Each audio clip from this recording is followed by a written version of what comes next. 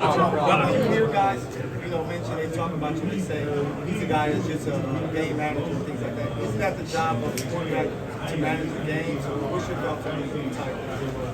Yeah, exactly that. Like I feel like it can be a compliment at times where it's like, all right, you get a guy that can come in and run the system well. I feel like that's a compliment. I think that's you're doing things right mentally and obviously you're good enough to be able to hit guys that are open and make plays. There's 32 teams in the NFL, and there's not a lot of people that can come in and play the quarterback position well in the NFL. It's a hard job. So if you're saying that I'm a game manager and I don't look flashy in how I do it, I mean, that's your opinion, and that's okay. And at the end of the day, I want to do what it takes to help my team win. And so I think winning at the end of the day in the NFL is probably the biggest and most important thing. Think about your child, a lot about faith all the time. A lot of players on the other side, Coach Reed, they talk about faith. What does that mean to you? You pray that you play well, you pray that you win. How do you reconcile, how do the losing team reconcile, whether it's you or them, about just the faith aspect? Yeah, I feel like, it's so cool, seeing across the league and the other teams that you play, like other people that obviously believe in God and glorify God through everything. I think it's awesome. And for me, I look at it as just our identity isn't in the sport of football. It's in who God calls us to be and what he wants us to do in life and what he says in the Bible. And for us, obviously, we're playing football. It's our job, but it's not who we are. And we're loved no matter what because of what Jesus has done for us on the cross. And we get to go and be transformed and love people through that. We're football. It's our job, and we want to do it well. But, man, it's not going to go perfect all the time. You're going to win games, and people are going to love you. You're going to lose games. People are going to hate you. And so as a believer and all the believers in the NFL, like, that's what we mean by glorifying God, win or lose. Like, we're loved through him and because of him, not based off of if we're a good football player. You win the Super Bowl. Are we going to see a recreation of the PYT dance?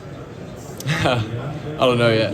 I don't know. We obviously got to take it one play at a time. We want to win more than anything, and if we get to celebrate after, great, and have some fun with it, that'd be great too. What specific areas of your game focused on improving this year to beat the Super Bowl?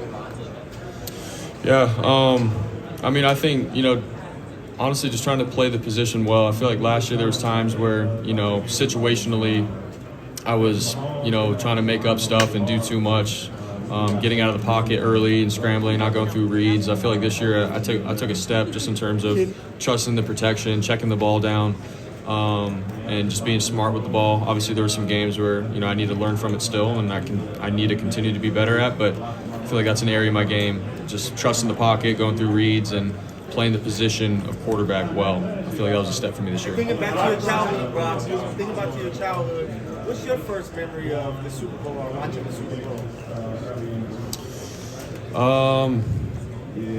Man, the first Super Bowl memory that I can remember, I think we were having a Super Bowl party at our house. I think it was the Cardinals and Steelers, and I think James Harrison had that 100-yard return, and then Santonio Holmes in the corner of the end zone, Big Ben at the end of the game. I think that was my first Super Bowl that I can remember.